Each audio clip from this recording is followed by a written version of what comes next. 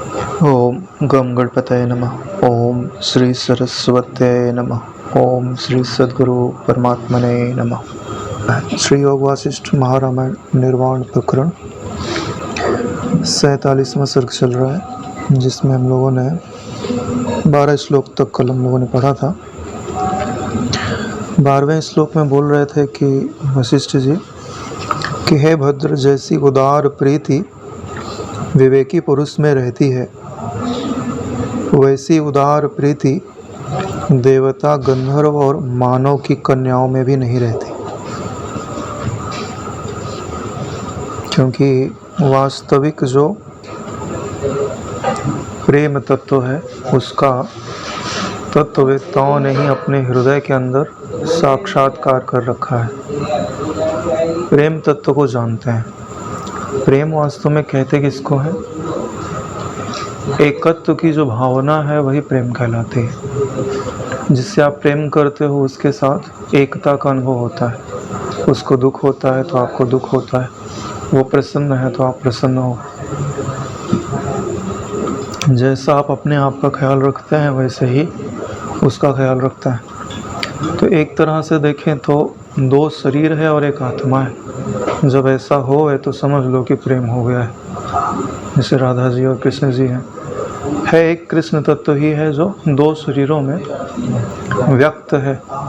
इसके लिए वहाँ जो वास्तविक प्रेम है वो परिलक्षित होता है। तो जो प्रेम है वो एक तरह से जो ये अलगाव हो गया ना, जगत बना तो प्रेम क्या करता है? वापस से उस अलगाव को एक में ला देता है। इसीलिए जो भक्ति योग है वो सिद्ध होने पर ज्ञान योग प्रदान करता है।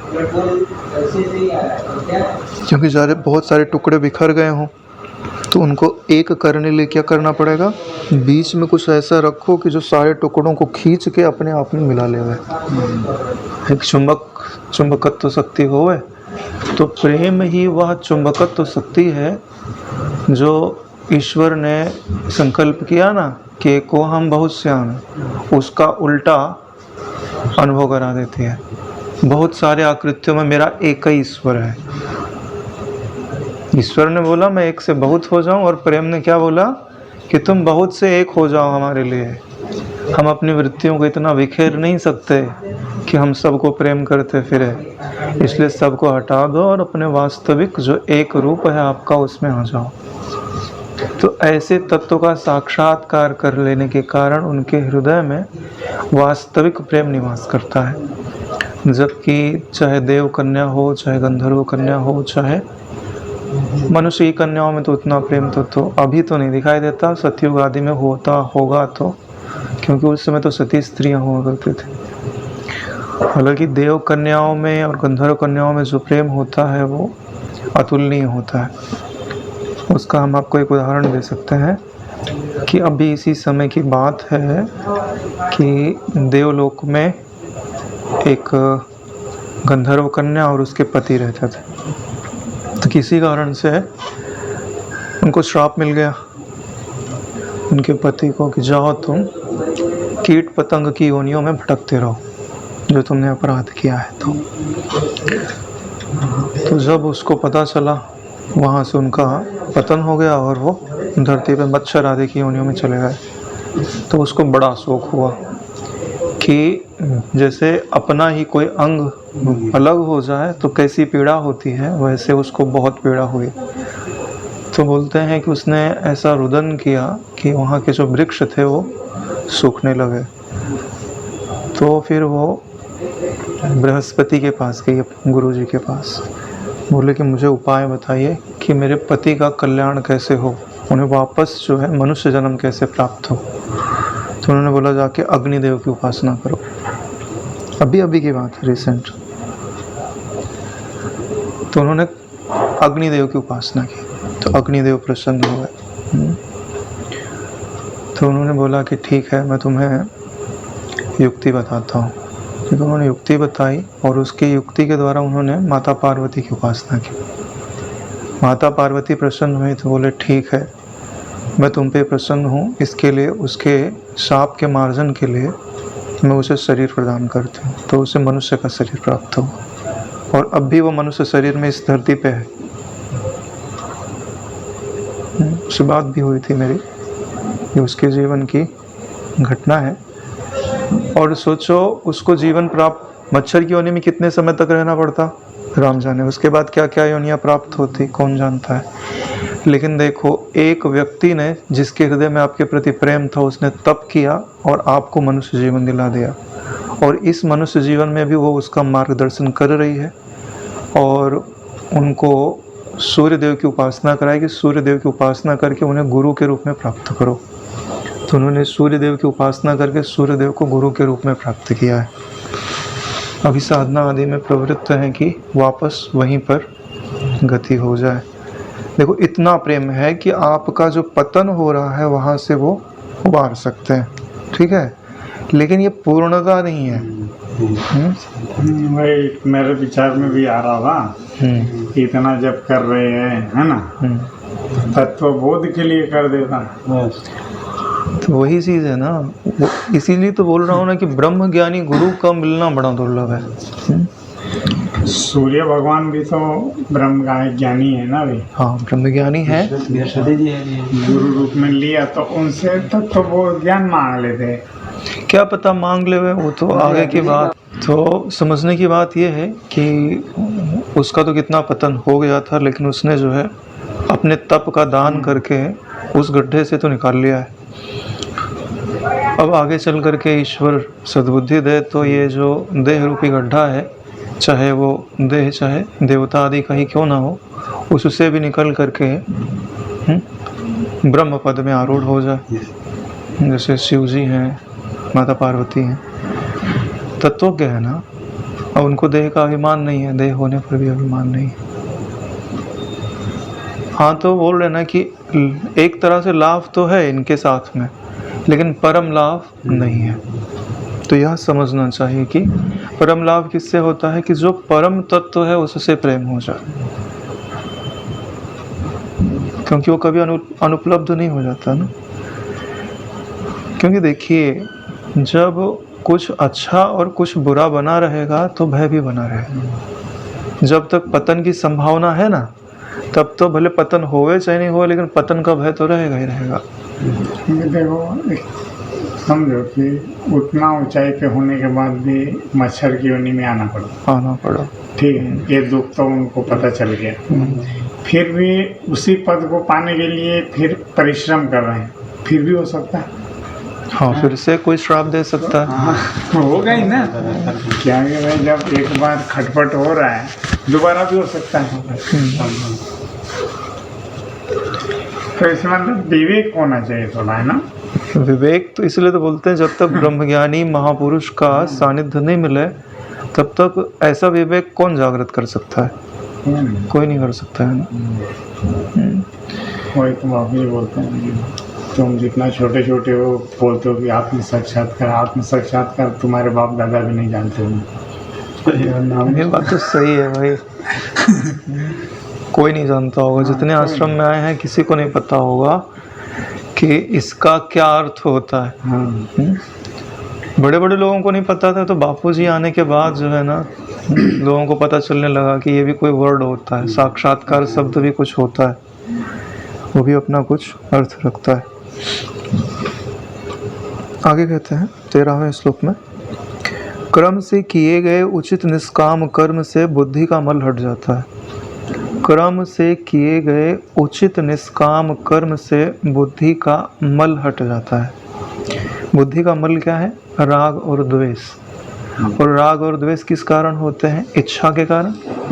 और इच्छा, निष्काम कर्म करते तो सबसे पहले इच्छा ही छोड़ना पड़ता है। क्या इसका फल मुझे नहीं चाहिए, जो भी मैं कर्म कर रहा हूँ, बोले उचित कर्म कर रहा है, ऐसे नहीं कि तुम पाप कर्म करो मुझे इसका फल नहीं चाहिए। तो निष्काम कर्म नहीं है नारायण, उचित कर्म होना चाहिए, यानी दूसरों को सुख देने वाला कर्म होना चाहिए और उसका फल मुझे नहीं चाहिए, यानी इसका जो पुण्य भी होता है वो भी मुझे नहीं चाहिए। इसके बदले में मुझे ईश्वर का प्रेम चाहिए। निष्काम कर्म कोई पूरा कर ही नहीं सकता, मांग उसे ईश्वर की रखोगे तब निष्काम होवेगा, क्योंकि पूरा निष्काम कर्म तो तत्ववेत्ता ही कर सकता है। क्यों? क्योंकि कर्तापन का अभिमान जिसका छूट जाए उसी का कर्म निष्काम हो सकता है। जिसकी शरीर में अंतःकरण में कर्तृत्व की भावना विद्यमान है वह निष्काम नहीं हो सकता। हाँ, वो अपनी कामना के मूल में ईश्वर को रख सकता है कि इसके बदले मुझे ईश्वर चाहिए, तभी कामनाएं हट गई ना, ईश्वर आ गए। ईश्वर को तो निष्काम माना ही जाता है, उनकी कामना कामना में नहीं गिनी जाती है। तो बोल रहे हैं क्रम से उचित निष्काम कर्म करते हुए अपनी जो बुद्धि का मल है उसको हटा देता है। क्रम से का क्या मतलब होता है? स्टेप वाइज चल रहा है। इसका मतलब है कि कूद करके निष्काम कर्म पे नहीं आ गया है। पहले निष्काम कर्म क्या होता है, कैसे किया जाता है, उससे क्या प्राप्त होता है, और निष्काम कर्म करने के पहले किन किन चीज़ों की आवश्यकता होती है, तब तो आदमी निष्काम कर्म करेगा। ऐसे थोड़ी ना कोई निष्काम हो जाएगा। कोई एकाएक सारी इच्छाएं छोड़ देता है क्या? नहीं छोड़ता नारायण। इसके लिए लिखा गया है कि क्रम से। और पहला क्रम क्या होता है कि संसार दुख दे रहा हो, पहले दुख का अनुभव हो। दुख का अनुभव होने पर दुख के निवृत्त करने वाले गुरु जी की शरण में जाए और उनसे इन सब चीज़ों का ज्ञान प्राप्त करे। जैसे अर्जुन विषाद योग किया, रोया धोया भगवान के आगे, और फिर बोलता है कि शादि माम त्वाम प्रपन्नम, कि मैं आपकी शरण हूँ। यत श्रेया स्यात् निश्चितम रोहितन में शिष्यस्ते हम शादि माम त्वाम प्रपन्नम, आपकी शरण हूँ, अब आप मुझे मार्ग बताइए। ऐसा करोगे तो फिर वो हर चीज़ का ज्ञान बताते हैं कि भाई क्या करने से निष्काम कर्म होता है, यानी कर्म योग होता है, किससे बुद्धि योग होता है, भक्ति योग होता है, ज्ञान योग होता है। तो पहले जानकारी लो फिर करो, इसी को बोलते हैं क्रम। क्रम से वो भी उचित निष्काम कर्म करते हुए अपनी बुद्धि का जो मल है, मल क्या है? राग और द्वेष। फिर राग और द्वेष नहीं होना चाहिए। बोले राग द्वेष से हानि क्या है? जो निर्मल तत्व है, ठीक है, जो सम तत्व है, उसमें आकर्षण और विकर्षण नहीं है। क्यों? क्योंकि आकर्षण और विकर्षण जिन आकृतियों के कारण भासते हैं वो आकृतियां वास्तव में है नहीं, वो कल्पना मात्र है। जो आपको शत्रु लगता है, जो मित्र लगता है, उसकी आकृति हर पल बदल रही है। और जिस समय तुम्हारे हृदय में शत्रुता का भाव है ना, कि इसने मेरा अपमान किया या द्रोह किया, क्या पता उसका मन बदल गया हो, लेकिन उस समय का आपने याद किया और हर समय उस पर आरोप करते जा रहे हो। यानी शत्रु भाव एक बार आया और आपने उसको दोहरा दोहरा के पक्का कर दिया। उसकी शत्रुता तो क्या पता व्यतीत हो गई हो, या मित्रता व्यतीत हो गई हो, मित्र आपको अपने मन में शत्रु मान रहा हो, लेकिन आप ऊपर से समझ नहीं रहे। तो वास्तविकता तो कुछ और होती है, और हम पूर्व की घटी हुई घटनाओं का वर्तमान पर आरोप करके राग या द्वेष का भाव उत्पन्न कर देते हैं। यह जो सम तत्व है, एक तत्व है, उसको टुकड़ों में बांट देता है। कहीं से आप प्रतिकर्षित होते हो, कहीं से आकर्षित होते हो। जब प्रतिकर्षित आकर्षित होगे तो क्या स्थिर रह पाओगे? तो अपने स्वरूप से चलित हो जाओगे। तो कोई ढकेल रहा है और कोई खींच रहा है तो शांति से बैठ पाओगे? तो इसीलिए बोलते हैं कि बुद्धि का जो मल है वह हट जाता है। बुद्धि का मल हट जाने पर आत्म जिज्ञासा का आविर्भाव होता है। जब स्थिर होगा तब उसे पता चलेगा कि भाई हो क्या रहा है मेरे साथ। तो उसे पता चलता है कि नहीं, ये जो घटनाएं मेरे चारों तरफ घट रही हैं, इसमें हिस्सेदारी लेने से मुझे कोई लाभ नहीं हो रहा है। कितने समय से मैं इस व्यापार में, ग्रहण त्याग के व्यापार में लगा हूँ, इससे कुछ लाभ नहीं हो रहा है। तो कुछ एक ऐसा तत्व है जिसे सत्संग में सुना हुआ है कि जिसको जान लेने पर सब कुछ जाना हो जाता है, सब कुछ प्राप्त हो जाता है। तो बोले उसको प्राप्त करना चाहिए।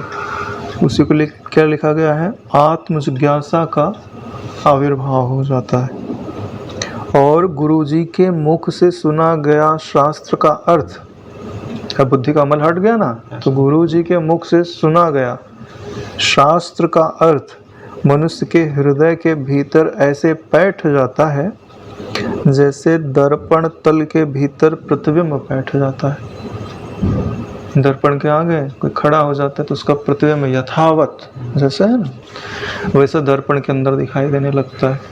ऐसे ही जिसकी बुद्धि से मलिनता हट गई है, तब वह गुरु जी के सन्मुख जाता है, तो गुरु जी के मुख से अपने स्वरूप का जो अर्थ शास्त्रों में दिया गया है गुरु मुख से प्राप्त होता है। तो अपने ही स्वरूप का प्रतिबिंब यानी ब्रह्माकार वृत्ति उसके हृदय में यथावत बनने लगती है। जैसा ब्रह्म है हू बहू उसकी आकृति उसके अंतःकरण में बनने लगती है। यानी ब्रह्माकार वृत्ति बनाने का सामर्थ्य के लिए क्या क्या चाहिए? अंतःकरण की पवित्रता और गुरु जी की शरणागति और उनके ज्ञान को अपने हृदय में स्थिर करना। पैठ शब्द लिखा हुआ है। पैठ का मतलब होता है प्रवेश करके स्थिर हो जाए, उसको बोलते हैं पैठ बना लेना, जगह बना लेना। विवेक से पूर्ण हृदय में शास्त्र अर्थ रस से पूर्ण होकर उत्तम प्रज्ञा ऐसे बढ़ने लग जाती है जैसे महावन में मूल प्ररोह आदि के विस्तार से कदली बढ़ने लग जाती है। देखो, जब गुरु जी का ज्ञान प्राप्त हो गया यानी अपने हृदय में शास्त्र के अर्थ का रस पहुंचने लग गया है, तो जब कोई लता होती है तो उसको अगर अच्छा तरीके से पानी मिले, खाद मिले तो फटाफट वो बढ़ने लगती है। लता का उदाहरण इसलिए दिया कि लताएं बहुत तेज़ी से बढ़ती हैं। तो जैसे महावन है उसमें मूल माने होता है जड़, प्ररोह माने होता है कि वो जो पत्ते के पास से निकलता नहीं है, ऐसे गोल गोल घूमता है, जो दूसरी चीज़ को पकड़ लेता है और आगे बढ़ने के लिए मदद करता है। तो उसका मूल माने कि उसकी जड़ें और गहराई तक चली जाती हैं और जो रस मिल रहा है उसके द्वारा और पोषण प्रदान कर रही हैं, और प्ररोह जो है उसको ऊपर चढ़ने के लिए, बढ़ने के लिए मदद करते जा रहा है। तो जब शास्त्रों का जो अर्थ है गुरु मुख से सुना तो अपने हृदय को ज्ञान रस से वैसा सींच देता है कि जो ज्ञान रूपी लता है वो उसकी जड़ें भी मजबूत हो जाती हैं और वो तेज़ी से अपने हृदय में अपनी ऊंचाई को बढ़ाने लगता है। जो अपनी उत्तम प्रज्ञा है, प्रज्ञा किसको बोलते हैं? बुद्धि को। ऐसी बुद्धि जो सत असत के ज्ञान को अपने भीतर धारण करती है, यानी कि क्या सत है और क्या असत है, जिसका ऐसा निश्चय है, और असत को निकृष्ट मानकर छोड़ देती है और सत को श्रेय मानकर ग्रहण करती है। ऐसी बुद्धि को ही प्रज्ञा कहा जाता है। तो उत्तम प्रज्ञा का विकास होता है, कहाँ होता है? हृदय में। दर्पण के सदृश निर्मलता से शोभित बुद्धि अपने भीतर प्रतिबिंबित समस्त वस्तुओं का अपने अंदर ही मन के विलास के रूप में पूर्ण अनुभव करती है। यानी यह जो निर्मलता से शोभित बुद्धि है, जो समस्त वस्तुएं हैं, बाहर जितनी भी वस्तुएं दिखाई देती हैं, अब उनको वो बाहर अनुभव नहीं करती कि ये बाहर है। उसको क्या लगता है कि ये सब मेरे हृदय में ही स्थित हैं, यानी यह सब मेरे मन में ही प्रतिबिंबित हो रहे हैं। क्योंकि बाहर वस्तु है या नहीं है ये नहीं कहा जा सकता, लेकिन जब तक उसका प्रतिबिंब हृदय में नहीं बनेगा तब तक उसका भान आपको नहीं होगा। इसलिए यह तो ज़रूर कहा जा सकता है कि भीतर में उस वस्तु का प्रतिबिंब हो रहा है तभी उसका ज्ञान हो रहा है। भीतर में प्रतिबिंब ना हो तो आपको पता ही नहीं चलेगा। इसलिए लिखा हुआ है कि निर्मलता से शोभित बुद्धि अपने भीतर प्रतिबिंबित समस्त वस्तुओं का अपने अंदर ही मन के विलास के रूप में पूर्ण अनुभव करती है। एक तरह से देखा जाए तो पूरा जो जगत है ना, मन आकाश के भीतर ही है। इसके लिए आंख बंद करने की ज़रूरत नहीं है। आँख खोल के भी आपको अनुभव होगा कि यह मेरे मन में ही स्थित है। इसके लिए थोड़ा सा बाहर और भीतर का जो अर्थ होता है वो समझना चाहिए। अभी तुम बाहर किसको बोलते हो और भीतर किसको बोलते हो? आँख खुला है तो बाहर हो गया, आँख बंद हो गया तो भीतर हो गया? तो अरे नहीं नारायण, आँख बंद करके भी तुम मन से ही तो देखते हो और आँख खोल के भी तुम मन से ही देखते हो। वास्तव में यह जो आपकी नेत्र तन्मात्रा है यह मन में स्थित है, उसी के कारण दिखाई देता है। इसमें ये जो आपके बाह्य गोलक है ना, यह तो आरोप मात्र है। इनके द्वारा मन देखता है और इनके ना होने पर भी मन देखता है, यानी दोनों में मन कॉमन है। इसका मतलब है कि जो आप आँखों से देख रहे हो यह भी मन ही देख रहा है और आँखों के बिना भी जो देख रहे हो उसको भी मन ही देख रहा है। ठीक है ना? इससे आपको समझ में आएगा कि ये सारी चीज़ें मनोमात्र हैं, मन की बनी हुई हैं और मन ही इनको ग्रहण कर रहा है। इसी चीज़ को यहाँ बताया। जब आपकी बुद्धि निर्मल होगी तभी आपको ये अनुभव में आएगा कि चाहे भीतर हो चाहे अंदर हो, वो सब मन के ही अंदर है। अच्छा चलो, एक आध वस्तु ऐसी रख के दिखाओ जो मन के बाहर होवे और उसका अनुभव आपको हो रहा हो। मनाकाश के भीतर होगी तभी ज्ञान होगा। हालांकि इस चीज का अनुभव करने के लिए बहुत सारा समय लग जाता है। बाहर और भीतर पहले बहुत ठोस भासता है कि नहीं ये बाहर है और ये भीतर है। जब सूक्ष्म अनुसंधान होने लगता है ना, जैसे पहले 3 सत्ताएं गिनी जाती हैं, व्यवहारिक सत्ता, प्रातिभासिक सत्ता और पारमार्थिक सत्ता। लेकिन जो योग वासिष्ठ है ना, इसमें व्यवहारिक सत्ता और प्रातिभासिक सत्ता को एक ही सत्ता गिना जाता है, क्योंकि व्यवहारिक कोई सत्ता ही नहीं है नारायण। जिसको तुम पंचभौतिक बोलते हो, तो इन पंचभूतों का ज्ञान किससे होता है? मन से। मन नहीं होवे तो पृथ्वी नहीं, जल नहीं, अग्नि नहीं, आकाश नहीं। यानी ये सब मन से ही बने हुए, मन रूपी है। ठीक जैसे सपने में होता है, सपने में कौन सा आकाश है, कौन सी अग्नि है, कौन सी धरती है, सब मनोमय हुए ना। यानी वहाँ व्यवहारिक सत्ता, प्रातिभासिक सत्ता यानी मन की सत्ता।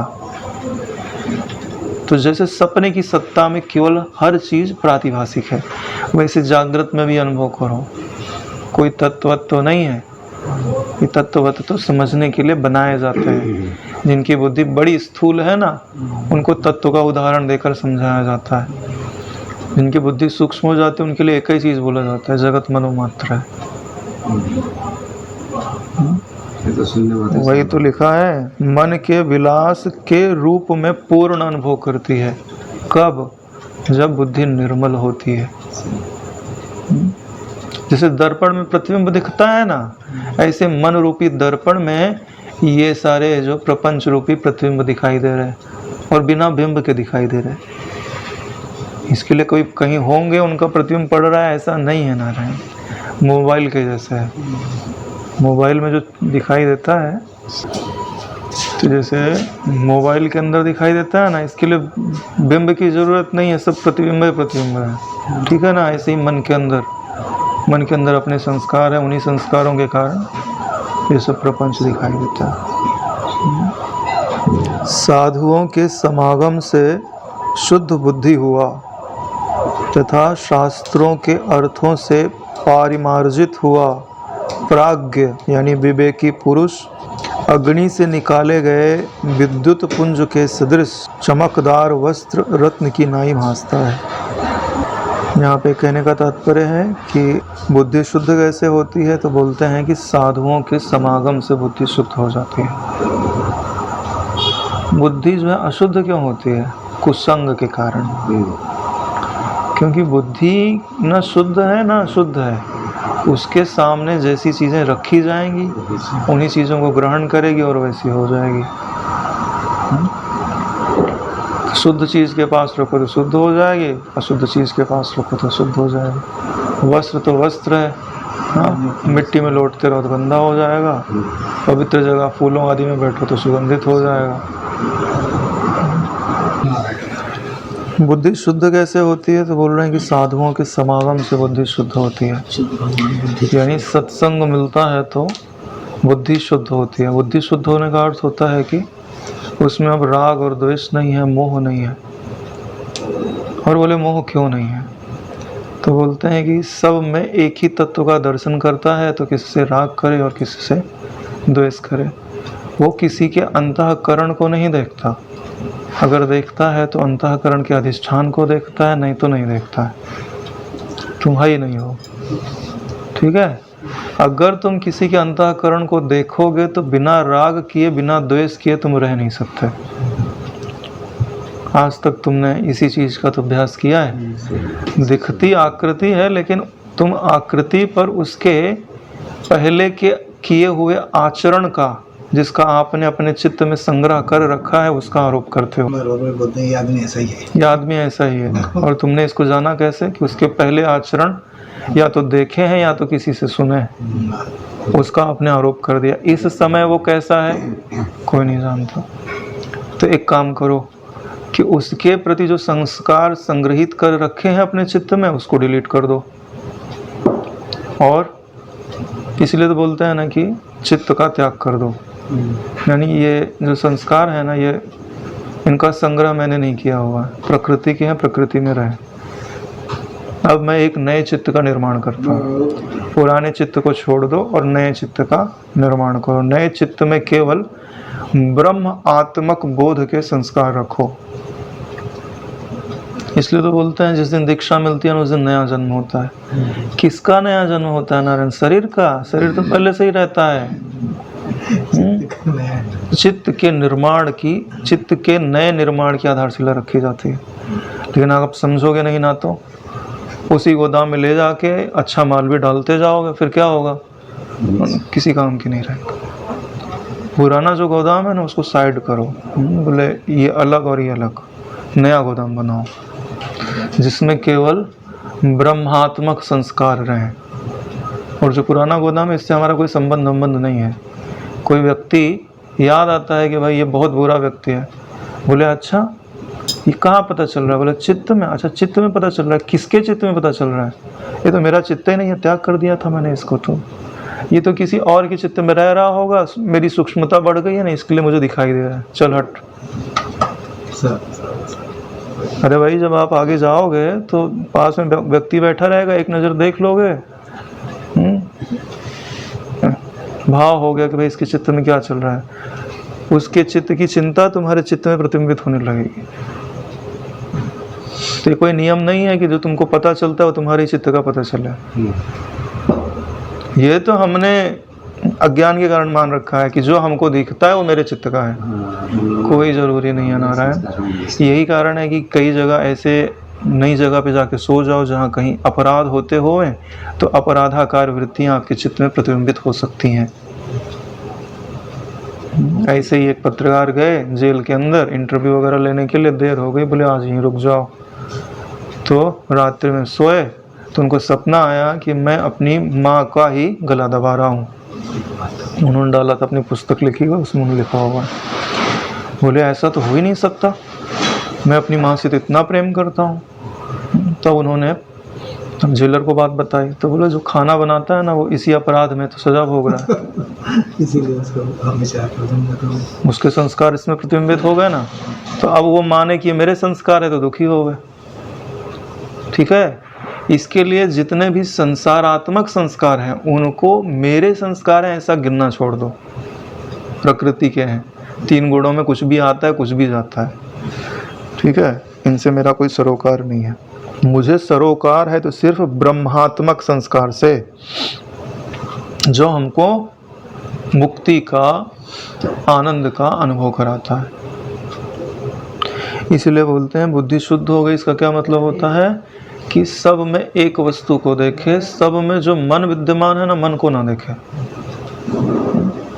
क्योंकि मन दिखता भी नहीं है, केवल कल्पना ही करते हो। शास्त्रों के अर्थ से परिमार्जित हुआ, यानी साधुओं के समागम से उसकी बुद्धि शुद्ध हो जाती है, और शास्त्रों का अर्थ जब उदाहरण करता है तो उसकी बुद्धि परिमार्जित हो जाती है। परिमार्जित का मतलब शुद्ध होने के लिए ही परिमार्जन किया जाता है। जैसे अपन बर्तन धोते हैं ना, तो कुछ लगाया उगाया और फिर धो डाला, तो उसके ऊपर कुछ चीज़ों को लगाना और फिर बाद में उसको धो देना, इसी को परिमार्जन बोलते हैं। तो हम अंतःकरण में शास्त्र के अर्थ को लगाते हैं और बाद में फिर उसको धो देते हैं। तो क्या करता है, जैसे वैराग्य आदि की जो बातें हम पढ़ते हैं तो उनको हमेशा रखते थोड़ी हैं। वैराग करने के लिए, जिस वस्तु का निराश करने के लिए वो बात कही जा रही है, उस वस्तु का निराश हुआ तो वो विचार भी गया। अरे भाई, काम भाव को निवृत्त करने के लिए स्त्री शरीर में जो गंदगी है उसका आपने मन में ख्याल किया कि ऐसा ऐसा होता है, और जब निवृत्त हो गया तो उसको हमेशा याद करके थोड़ी ना रखते हैं, वो बात निवृत्त हो गई। इसी को बोलते हैं परिमार्जन। यानी कि जो भी गंदगी हमारे चित्त में है उसको धोने के लिए जिस विचार की आवश्यकता है उस विचार से उसको रंजित किया, गंदगी को अपने जड़ से हटाया, फिर दोनों को धो दिया। यानी साबुन भी नहीं रखना है, गंदगी और साबुन दोनों धो जाने चाहिए। शुद्ध हृदय रहना चाहिए। शुद्ध हृदय का मतलब क्या होता है? कुछ नहीं है उसमें, खाली अंतःकरण में जो पहले से विद्यमान था ज्ञान वही है। उसमें जो नाम और रूप की गंदगी है, राग द्वेष की गंदगी है, मोह की गंदगी है, वो धुल गई नारायण। इसी के लिए क्या बोला गया है? शास्त्रों के अर्थ से परिमार्जित हुआ। बोले कौन परिमार्जित हुआ? बोले जो अभी आत्मविश्रांति प्राप्त करना चाहता है ऐसा विवेकी पुरुष, उसी के लिए प्राज्ञ शब्द उपयोग में लाया जा रहा है। अग्नि से निकाले गए विद्युत पुंज के सदृश चमकदार वस्त्र रत्न की नाई भासता है, और जिसका अंतःकरण ऐसा परिमार्जित हो गया, वो जैसे अग्नि में से कोई वस्तु निकालो, ठीक है, तो वो अग्नि की तरह ही भासती है, यानी उसके अंदर प्रकाश होता है, चमक होती है। तो उसका अंतःकरण भी ज्ञान को धारण करने के कारण आभा संपन्न हो गया है, यानी अब उसके हृदय में ज्ञान प्रकाशेगा नारायण। अगले श्लोक में बोलते हैं, विवेकी पुरुष चमकीले सुवर्ण के सदृश चमक रहे, निर्मल प्रकाश करने वाले अपने आत्म प्रकाश से सूर्य की नाई समस्त भुवन को प्रकाशित कर देता है। क्या उपमा दी गई है? एक तो विवेकी पुरुष है, चमकीले सुवर्ण के सदृश चमक रहे, जैसे सोना होता है उसमें अपनी एक चमक है, और निर्मल प्रकाश करने वाले।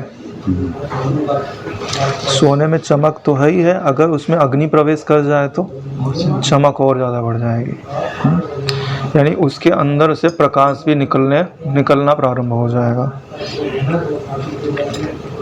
तो अगर इन दोनों को मिला लो तो समझ लो कि उगता हुआ जो सूर्य होता है ना, वो ठीक ऐसे ही होता है, उसमें सुवर्ण की आभा भी होती है और प्रकाश भी विद्यमान होता है और सबको प्रकाशित करता है। ठीक ऐसे ही जो विवेकी पुरुष का अंतःकरण है ना, वह भी उगते हुए सूर्य के समान सुवर्ण जैसी आभा को भी लिया हुआ है और अपने भीतर ज्ञान प्रकाश को भी धारण किया हुआ है।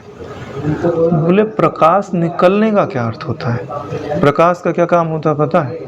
अंधकार को दूर कर देना। अंधकार का क्या अर्थ होता है कि अंधकार में मार्ग सूझता नहीं है कि कहाँ चलना है और कहाँ गड्ढा है और कहाँ रास्ता है। जब आपको गड्ढा कहाँ है और रास्ता कहाँ है ठीक ठीक दिखाई देने लगे तो इसका मतलब समझ लो कि आपके हृदय में ज्ञान का प्रकाश उदय हुआ है। इसी को ज्ञान का प्रकाश बोलते हैं। और बोले आपके लिए ही नहीं है, नारायण जैसे सूरज निकलता है तो केवल उसको ही प्रकाश प्राप्त तो नहीं हो रहा है, सबको प्रकाश प्राप्त होता है। तो आपके आचरण से, आपकी वाणी से या आपकी केवल उपस्थिति मात्र से दूसरों को भी समाधान प्राप्त होने लगता है। जो आपको देखेंगे ना उनको भी शांति का, और जो आपसे बात करेंगे ना वो भी आपके रंग में लगने लगेंगे। वह प्रकाश उनको भी प्राप्त होने लगेगा। इसलिए क्या बोला जा रहा है, जैसे आत्म प्रकाश से, अपने आत्म प्रकाश से सूर्य की नाई समस्त भुवन को प्रकाशित करता है। अगले श्लोक में बोलते हैं, विवेक संपन्न तत्वज्ञ पुरुष अभ्यास द्वारा शास्त्र आदि का और सेवा आदि वृत्ति से गुरु समागम का वैसा निरंतर अनुसरण करता है जिससे कि गुरु के उपदिष्ट अर्थ में अत्यंत आसक्ति के कारण स्वप्न में भी शास्त्र एवं गुरु के चिंतन तथा सेवन में निरत होकर उन्हीं दोनों का, शास्त्र और गुरु समागम का अनुभव करता है। देखो कितनी बढ़िया बात बताई गई है। दो चीज़ें पर बहुत जोर दिया जा रहा है। एक तो जो शास्त्र का अर्थ है उसका अभ्यास, और दूसरा गुरु समागम यानी गुरु जी का सानिध्य। इसका स्पष्ट अर्थ ऐसे समझना चाहिए कि शास्त्र में जो अर्थ लिखा हुआ है उसके बहुत सारे अर्थ हो सकते हैं, लेकिन उसका अर्थ गुरु जी के मुख से जो प्राप्त हुई विद्या है उसके अनुसार लगावे। तो इसमें दोनों चीज़ें आ जाती हैं। भाई अभी तो गुरु का समागम उपलब्ध होना तो कठिन है, तो यत् फलम गुरु सानिध्य तत्फलम पठनात् भवेत्। गुरु गीता पढ़ते हैं ना, तो बोला जाता है गुरु जी के सानिध्य का फल प्राप्त होता है। तो गुरु गीता में क्या है कि गुरु जी के स्वरूप का वर्णन है, ठीक है। तो गुरु जी का जो वास्तविक स्वरूप है अगर वो आपकी स्मृति में है ना, तो आपको गुरु जी के सानिध्य का फल प्राप्त होता है। ये जो ब्रह्म सत्ता है ना, इसको गुरु के रूप में स्वीकार करो, तो आपको हमेशा गुरु के सानिध्य का फल प्राप्त होगा। तो जो विवेक संपन्न तत्वज्ञ पुरुष हैं, उनका प्रयत्न पूर्वक उनकी सेवा करनी चाहिए, और ऐसी सेवा करनी चाहिए कि उस सेवा में आसक्ति हो जाए, और इतनी आसक्ति हो जाए कि स्वप्न में भी आपको लगे कि हम उनकी सेवा कर रहे हैं।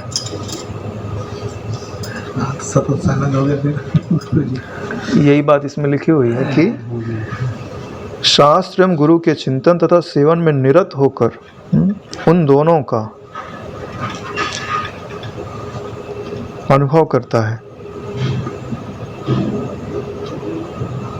स्वप्न में भी। स्वप्न में नहीं जा रहा है इसका मतलब है ऊपर ऊपर से कर रहा है। स्वप्न में चला गया तो इसका मतलब हो गया कि हमारा जो अवचेतन मन है वो भी उस बात को स्वीकार कर रहा है। जैसे गुरु जी का दर्शन होने लगता है सपने के अंदर, आपको जिज्ञासा है तो आप गुरु जी से प्रश्न पूछते हो, उसका उत्तर मिलता है। नहीं तो आपको ऐसा लगे कि हम योग वशिष्ठ में योग वशिष्ठ में बैठे हुए हैं, चर्चा कर रहे हैं, पढ़ रहे हैं, प्रश्न पूछ रहे हैं, उत्तर दे रहे हैं, ऐसा दिखाई देता है तो समझ लो कि हमारा चित्त की गहराई में ज्ञान के संस्कारों की प्रधानता है। नहीं तो अगर क्रियाएं दिखाई देती हैं तो हमने विवेक विचार नहीं किया, क्योंकि क्रियाएं तो अपने आप ही दिखाई देती हैं, उनके लिए अभ्यास करने की ज़रूरत ही नहीं है, क्योंकि बचपन से ही तो काम किए हैं। हम यहाँ जा रहे हैं, ये ले रहे हैं, ये दे रहे हैं। जैसे जंगल होना स्वाभाविक है, लेकिन उसमें पुष्पों को खिलना वो भी एक क्या बोलते हैं डिज़ाइन में, तो वो जंगल में नहीं होता। पुष्प भी मिलेंगे तो एक पौधा इधर एक उधर, नहीं तो बहुत ढेर सारे इधर। लेकिन उपवन में जो होता है ना, हर चीज़ें लाइन से लगी हुई होती है, जहाँ आपके बैठने की भी जगह होगी, तो उसकी उपयोगिता होती है। ऐसे ही तो दो चीज़ों पे हमें जोर देना है, एक तो गुरु जी के समागम पर और दूसरा शास्त्र के अर्थ के चिंतन पर। तो बोलते हैं गुरु के समागम में गुरु की सेवा लिखा हुआ है इसमें, सेवा आदि वृत्ति से गुरु का समागम का निरंतर अनुसरण करता है। देखो गुरु सेवा का अर्थ होता है कि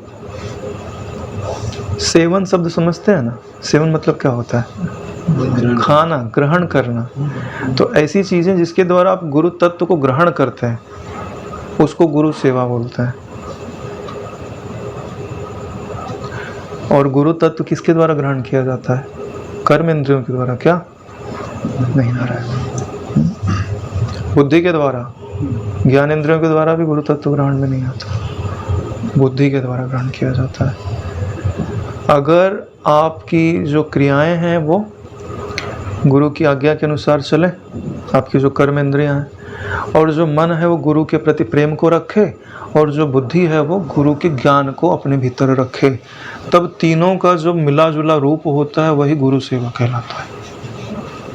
केवल कर्म इंद्रियों को लगा दिया और मन से किसी और को प्रेम कर रहे हो, बुद्धि से संसार का निश्चय हो रहा है, तो गुरु सेवा नहीं कही जाएगी। गुरु तत्व का सेवन होना चाहिए, और सेवन बुद्धि के द्वारा होता है। अरे बंधे किससे होना रहे? बुद्धि में ही बंधन का निश्चय, इसलिए बंधे हुए हो। बुद्धि में ही मुक्ति का निश्चय हो जाए तो मुक्त हो। मुक्ताभिमानी मुक्तो ही बद्धो बद्धाभिमान्यपि क्योदंती ही सत्यायम यह मति सा गति भवे। जैसी मति होती है वैसी गति होती है। तो अगर गुरु सेवा के द्वारा बुद्धि में मुक्ति की संबित बन रही है तो गुरु सेवा आप कर रहे हो ठीक से। गुरु सेवा के द्वारा मन के अंदर पराभक्ति आ रही तो आप गुरु सेवा कर रहे हो, और गुरु सेवा के द्वारा इच्छाएं कम हो रही हैं तो आप गुरु सेवा कर रहे हो। अगर तीनों चीज़ें नहीं हो रही हैं तो कहीं हमारी नाव में छेद है। नाव जो हमें पार ले जानी चाहिए ना, उसमें संसार रूपी जल नहीं रहना चाहिए नारायण। विचार करना चाहिए। हम लोग विचार ही नहीं करते, सच में विचार नहीं करते। हमको लगता है कि हमने गाड़ी भर दिया, हमने कपड़े सिल दिए तो सेवा हो गई। मुझे तो नहीं लगता है। सेवा तो है, मगर इसका पूरा फल जो प्राप्त होना चाहिए वो कैसे प्राप्त होगा? क्रियात्मक सेवा। लेकिन केवल क्रिया कैसे मुक्त कर सकती है, बताइए तो सही। क्रिया योग होनी चाहिए। योग शब्द इसलिए सब जगह जुड़ा हुआ है ना। वो क्रिया आपको ईश्वर से जोड़नी चाहिए, और जुड़ता किसके द्वारा? स्मृति के द्वारा ही जुड़ता है। अगर स्मृति नहीं है तो कुछ नहीं है। ज्ञान भी स्मृति पे चलता है, भक्ति भी स्मृति पे चलती है, और कर्म भी स्मृति पे चलता है। अगर बीच से स्मृति निकाल दी जाए ना तो सब जड़ है नारायण। अरे नारायण, ट्रैक्टर जो होता है ना, ट्रैक्टर मुक्त हो जाएगा क्या? क्रिया तो कर रहे हैं ना गुरुद्वार पे। उसके द्वारा जो ग्रहण होना चाहिए वो ग्रहण होना चाहिए। नहीं तो बहुत समय बीत जाता है। और बोलते हैं ना, निष्काम कर्म के द्वारा अंतःकरण की शुद्धि होनी चाहिए। कहाँ शुद्ध होता है? अंतःकरण शुद्धि का अर्थ होता है कि आप में आत्मज्ञान की जिज्ञासा का उदय हो जाए। बापूजी नहीं बोलते हैं धर्म का पालन करो तो हृदय में विरति आती है। धर्म ते विरत, योग ते ज्ञान। योग से ही ज्ञान होता है। बोले 50 साल हो जाते हैं तो अगर ठीक से आपने पालन किया हुआ है धर्म का तो हृदय में संबित उठेगी कि संसार में कुछ नहीं रखा है। लेकिन हमको तो वही आसक्ति है जो पहले थी। इसका मतलब है कि हमारी नाव में कहीं छेद है और संसार रूपी जल हमारे अंतःकरण में भरता जा रहा है। और यह बिना विचार के निवृत्त नहीं होगा। बिना विचार के निवृत्त नहीं हो सकता नारायण। क्यों? क्योंकि जब कोई हमारा साधन है, हम उसको स्टार्ट कर रहे हैं, वो स्टार्ट नहीं हो रहा है, चल नहीं रहा है, तो आप चेक करते हो ना कि भाई प्लग तो नहीं खराब है इसका, किक तो ठीक से लग रही है, पेट्रोल तो है इसके अंदर। इसी को तो विचार बोलते हैं। विचार का मतलब क्या है?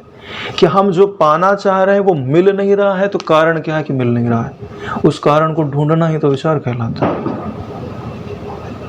अभी एक दिन मेरे को किसी ने प्रश्न किया, बोले विचार करने की आवश्यकता क्यों है? गुरुजी ने बोला हम मान लेते हैं। दृढ़ता उतनी थोड़ी है जो तुमने मात्र से। मैंने बोला भाई विचार की आवश्यकता तब होती है जब जो वस्तु जैसी दिखाई जा रही वैसी दिख ना रही हो, तो विचार की जरूरत पड़ती है। जैसे गुरुजी ने बोला भैया वो सामने दिखाई दे रहा है, वो घोड़ा है, ठीक है, और हमको जो है वो गाय दिखाई दे रही है। तो अब हमको विचार करना पड़ेगा कि ये सच में गाय ही है कि ये घोड़ा है। तो घोड़े के क्या गुण होते हैं और गाय के क्या गुण होते हैं, दोनों को मिलाओ, मैच करो। क्या पता हम पहले जो लक्षण बनाए हुए हैं ना घोड़े के, हम उसको गाय समझते रहते हो। ठीक है, जैसे गुरुजी बोलते हैं कि तुम अजन्मा हो, सत्संग में सुन लिया हमने, हमको क्या अनुभव में आता है कि हम अजन्मा है? नहीं आता। हमको तो लगता है हमारी जो है अभी 20, 25, 30 साल उम्र है, और फिर बोलते हैं तुम अमर हो। हम तो देखते हैं दूसरे लोग मर जाते हैं, हम भी मर जाएंगे। जैसा बोला जा रहा है वैसा अनुभव में नहीं आ रहा है, इसीलिए विचार की आवश्यकता पड़ती है। जैसा बोला जाता वैसे अनुभव में आता तो विचार की जरूरत ही नहीं है। जैसा दिखाया वैसा देख लिया, खत्म कहानी। अब समझना पड़ेगा कि गुरु जी ने जिस दृष्टि का साक्षात्कार करके यह समझा कि तुम अजन्मा हो, वह दृष्टि क्या है, वो कैसे प्राप्त होती है, गुरु जी ने कैसे समझा हम अजन्मा है। तो उस प्रक्रिया को समझकर उस दृष्टि को अपनाकर समझना पड़ेगा कि हम अजन्मा है, हमें कोई बंधन नहीं है, हम ज्ञान स्वरूप हैं, आनंद रूप हैं। अगर लगता होता तो विचार करने की ज़रूरत ही नहीं थी, इसलिए विचार की ज़रूरत पड़ती है। जैसा दिखाया जाए वैसा दिख जाए तो विचार की ज़रूरत नहीं है। जैसा दिखाया जा रहा है हमको वैसा नहीं दिख रहा है, इसलिए विचार की आवश्यकता पड़ती है।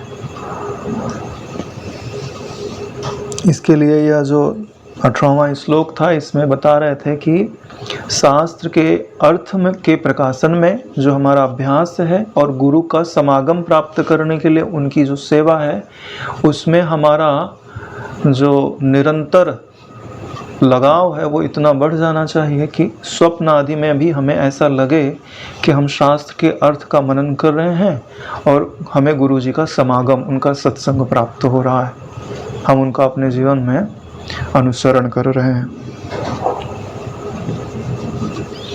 क्रमशः राग आदि दोषों का विनाश एवं मैत्री आदि गुणों का संचय कर वह निर्दोष और गुणवान बनकर शास्त्र उपनिषद में कहे गए अर्थों की भावना से पूर्ण भावुक बन जाता है। फिर पिंजड़े से छुटकारा पाए हुए के सदृश स्वतंत्र होकर भोगों का तिरस्कार कर प्रकाशने लग जाता है। जो विवेकी पुरुष है, जो आत्मज्ञान की प्राप्ति में लगा हुआ है, वह क्रमशः यानी क्रम से चलेगा। क्या होता है क्रम में? पहले राग आदि दोषों का विनाश हो जाता है, फिर मैत्री आदि जो 26 गुण हैं दैवी संपदा के, उन गुणों का संचय कर लेता है। यानी राग आदि दोष नहीं हुए तो निर्दोष हो गया, दैवी संपदा के गुण हुए तो गुणवान हो गया। जब ऐसे गुण को धारण कर लिया तब उसके हृदय में बल बढ़ गया। जब बल बढ़ गया तो उसने उपनिषदों में जो ज्ञान है उस ज्ञान का भली भांति विचार किया और विचार करके उनका अर्थ निकाला, फिर अर्थ की भावना की। इसके लिए लिखा हुआ है कि उपनिषद में कहे गए अर्थों की भावना करके पूर्ण भावुक बन जाता है। भावुक का क्या अर्थ होता है? इमोशनल नहीं। जो हम समझते हैं ना कि बड़े इमोशनल है, भावुक व्यक्ति है, भावना में बह जाते हैं। यहाँ भावना में आदमी बहता नहीं है। उपनिषद में जो ज्ञान दिया हुआ है उसके अर्थ की भावना करके व्यक्ति ब्रह्म बन जाता है। यहाँ भावुक शब्द का अर्थ है ज्ञान के अर्थ की भावना के द्वारा जो उपदिष्ट तत्व है उससे एक हो जाना। और फिर जब उससे एक हो जाता है तो उसको कैसा अनुभव होता है? जैसे पिंजड़े से पंछी छूट जाए ना, ऐसे। फिर पिंजरे से छूटे हुए पक्षी के सदृश स्वतंत्र होकर भोगों का तिरस्कार कर प्रकाशने लगता है। अब बोले भोगों का तिरस्कार की क्या जरूरत है? तिरस्कार का मतलब समझते हैं? अरे भाई खाएगा पिएगा नहीं ऐसी बात नहीं है, सोएगा नहीं ऐसी बात नहीं है। तिरस्कार का मतलब होता है उसमें सुख बुद्धि का त्याग कर देना। अभी तक हमको बताया जाता है कि तुम्हारे लिए जो भोग लाए जाते हैं ना, खाना पीना है दूसरों से छीन के लाया जाता है, तब तुमको मिलता है, तुम्हें इसका मूल्य चुकाना पड़ेगा। ठीक है, जब ज्ञान उपलब्ध हो जाता है तो पूरी प्रकृति क्या बोलती है? अरे भाई हम तुम्हारे लिए ही तो उपजाते हैं। ज्ञानी के लिए तो उपजाते हैं। ज्ञानी के लिए सूरज निकलता है नारायण, तुम्हारे लिए थोड़ी निकलता है।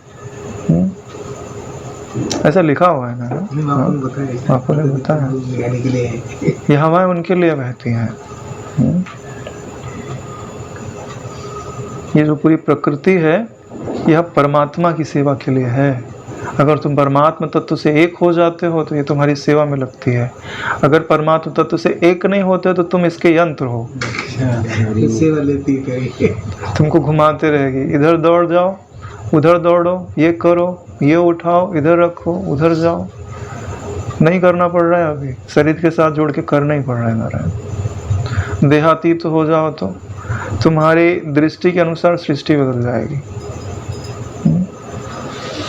विश्राम लेते। ओम सहनावतु सहनो भुनक्तु सह वीर्यं करवावहै तेजस्विनावधीतमस्तु मा विद्विषावहै। ओम शांति शांति शांति। श्री सद्गुरुदेव भगवान की।